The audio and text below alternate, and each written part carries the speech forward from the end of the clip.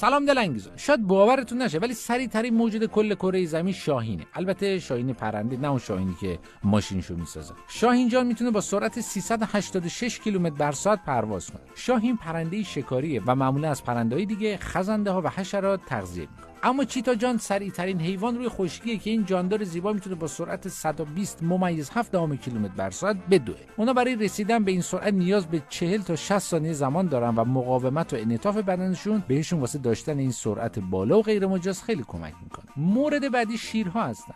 اونا جزء یکی از سریع‌ترین حیوانات هستن و میتونن با سرعت 80 کیلومتر بر ساعت بدون. ولی تنها مشکلشون اینه که زود خسته میشن و نمیتونن مدت زیادی تو این سرعت بدون.